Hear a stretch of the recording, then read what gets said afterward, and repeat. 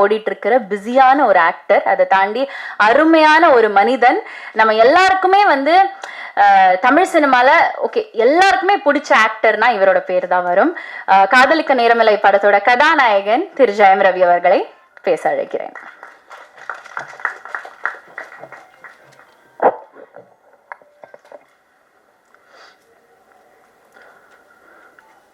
இந்த விழாவுக்கு வந்திருக்கும் பத்திரிகை, தொலைக்காட்சி, இணையதளம் நண்பர்கள் அனைவருக்கும் வணக்கம். அழகான ஒரு மேடை, அது உங்களுக்கு பார்த்தாலே தெரியும். ஸோ இவங்க எல்லாருக்கூடையும் நான் ஒர்க் பண்ணியிருக்கேன்னு நினைக்கும் போது எனக்கு ரொம்ப சந்தோஷமாக இருக்குது. அந்த அழகு படத்துலையும் அப்படியே வந்து நம்ம கேம்மேக் வந்து கேப்சர் பண்ணியிருக்காரு. ஒவ்வொருத்தருடைய எக்ஸ்ப்ரெஷனையும் ஒவ்வொருத்தருடைய எமோஷனையும் அவ்வளோ அழகாக கேப்சர் பண்ணியிருக்காரு. அது கூடிய சீக்கிரம் நீங்கள் எல்லோரும் பார்க்க போகிறீங்க. மிகவும் ஒரு அழகான ஒரு கதை இந்த படம்.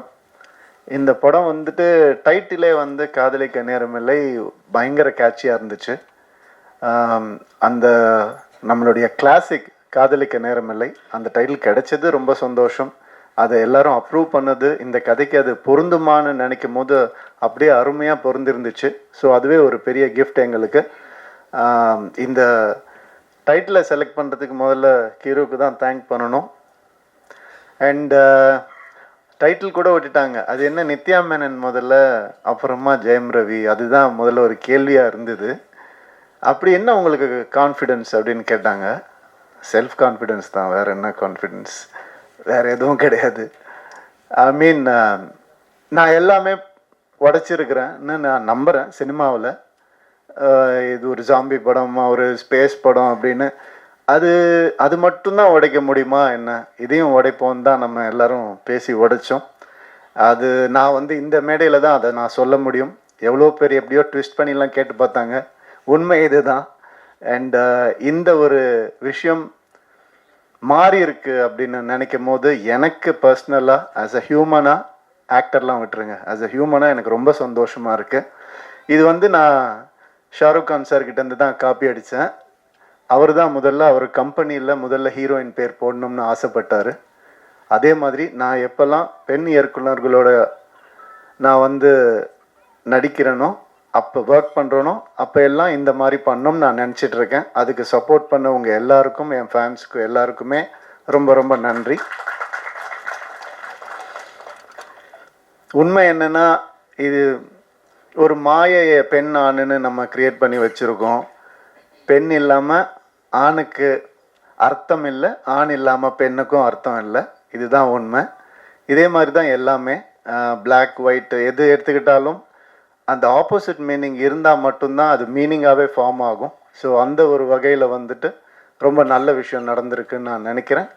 அண்ட் எனக்கு இப்போது நான் எல்லார பற்றியும் பேசியிருக்கேன், நிறைய பேசியிருக்கேன். என்னை பற்றி கொஞ்சம் பேசலான்னு இன்றைக்கி ஒரு முடிவுக்கு வந்துருக்கிறேன். யாரும் தப்பாக எடுத்துக்க வேண்டாம், இந்த நேரத்தை அதுக்கு யூஸ் பண்ணலான்னு. ஏன்னா என்னுடைய கெரியர்லேயோ லைஃப்லேயும் இது ஒரு முக்கியமான டைமாக நான் பார்க்குறேன். அதனால இந்த முடிவை நான் எடுத்தேன். அதுக்கு சப்போர்ட் பண்ணுவீங்க நம்புகிறேன். ஒரு தம்ஸ் அப் காமிச்சிங்கன்னா நல்லாயிருக்கும். Okay, thank you. Thank you sir. இந்த நிறைய அவங்க நம்ம உங்கள் பேர் தெரியல எனக்கு, சாரி. சப்னா சொன்ன மாதிரி வந்துட்டு வெற்றி வந்தாலும் தோல்வி வந்தாலும் ஒரே மாதிரி இருக்கேன் அப்படிங்கிறதுக்கு என்ன காரணம்னா, இப்போ நான் சொன்ன ஆண் பெண் தான். வெற்றி இல்லாமல் தோல்வியும் இல்லை, தோல்வி இல்லாமல் வெற்றியும் இல்லை.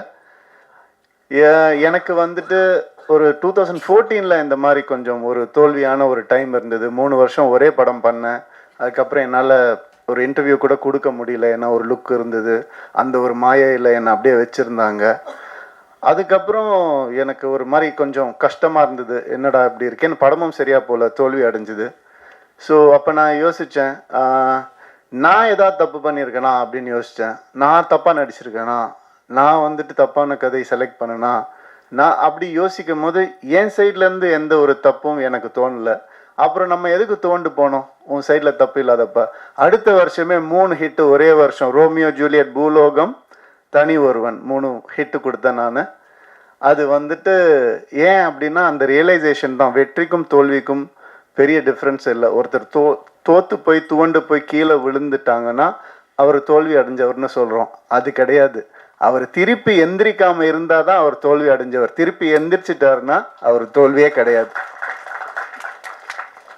இந்த வருஷம் நான் திருப்பி எந்திரிப்பேன்னு சொல்ல வரேன், வேற ஒன்றும் இல்லை. Thank you so much. அதுக்கான நிறைய நல்ல படங்கள் ஒரு லிஸ்ட் என்கிட்ட இருக்கு, நல்ல லைனப்ஸ் என்கிட்ட இருக்கு, நல்ல திறமையான டைரக்டர்ஸ் என் கூட இருக்காங்க. அடுத்தது சுதா கொங்குரா மேம் கூட இன்னொரு படம் பண்ணுறேன், பெண் இயக்குனர். ரொம்ப சந்தோஷமாக இருக்குது. எனக்கு பெண் இயக்குனரை வேறு எப்படி அட்ரஸ் பண்ணுறதுன்னு தெரியல, அதனால அப்படி தான் நான் சொல்கிறேன். ஸோ அது ஒரு பெரிய டேர்ம் கிடையாது, டிரெக்டர், அவ்வளோதான். ஸோ இந்த மாதிரி நிறைய நல்ல விஷயங்கள் என் லைஃப்பில் நடந்துட்டு இருக்கு, ஒரு நல்ல மாற்றங்கள் நடந்துட்டு இருக்கு. கிளியராக திங்க் பண்ண முடியுது அண்ட் சந்தோஷமாக இருக்கேன். Thank you so much. காதலிக்க நேரமில்லை பற்றி கொஞ்சம் பேசிடுறேன். இந்த படம் வந்துட்டு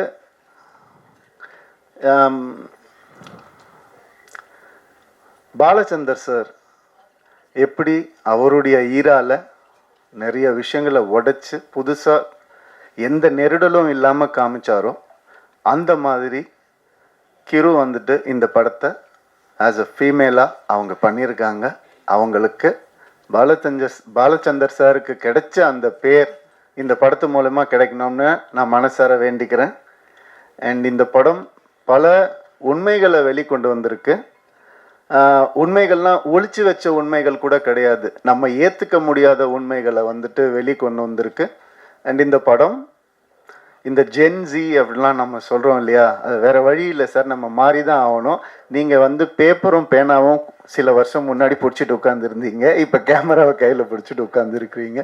அந்த மாதிரி இந்த படம் சில மாற்றங்களை கொண்டு வரும். அது ரொம்ப நவீனமாக இருக்கும், ரொம்ப மாடர்னாக கண்டிப்பாக இருக்கும். அந்த சில கான்செப்ட்ஸ் வந்துட்டு சொல்கிறது வந்து மிக தைரியம் வேணும். எப்படி வந்துட்டு கிரு வந்துட்டு ஒரு டயலாக், அதாவது உங்கள் எல்லாத்தையும் வந்து உங்களுடைய எல்லா பிரச்சனையும் வந்துட்டு ஃபெமினிஸ்ட் ஆங்கிளில் திணிக்காதீங்கன்னு ஒரு ஃபீமேல் டைரக்டர் சொல்லும் போது அதுக்கான வேல்யூ வந்துட்டு 100 மடங்கு அதிகமாகுது. ஸோ அதனால இந்த மாதிரி விஷயங்களை பேலன்ஸாக சொல்லியிருக்கிற ஒரு படம் காதலிக்க நேரமில்லை. நிறைய வேல்யூஸை வந்துட்டு புதுசாக சொல்லியிருக்கக்கூடிய ஒரு படம். நம்ம எப்போவுமே நம்ம லைஃப்பில் சினிமா ஒரு பார்ட், அதை யாராலையும் மறுக்கவே முடியாது. அம்மா அப்பா சொல்லி கொடுக்காத சில விஷயங்களை கூட சினிமா சொல்லி கொடுக்கும்ன்ற நம்பிக்கையில் தான் நான் சினிமாக்குள்ளே வந்தேன். அந்த மாதிரி இந்த ஜென்ரேஷனுக்கு சொல்லி கொடுக்க முடியாத, பேச முடியாத சில விஷயங்களை ரொம்ப அழகாக டீல் பண்ணியிருக்காங்க. இந்த மாதிரி திறமையான தைரியமான டிரெக்டர்ஸ் இன்னும் வரணும் தமிழ் சினிமாவுக்குன்னு நான் ஆசைப்படுறேன். வர பொங்கலுக்கு இந்த படம் ரிலீஸ் ஆகுது, கண்டிப்பாக தேட்டரில் வந்து பாருங்கள். UA சர்டிஃபிகேட் தான், ஸோ நீங்களே முடிவு பண்ணிட்டு வாங்க. தேங்க்யூ.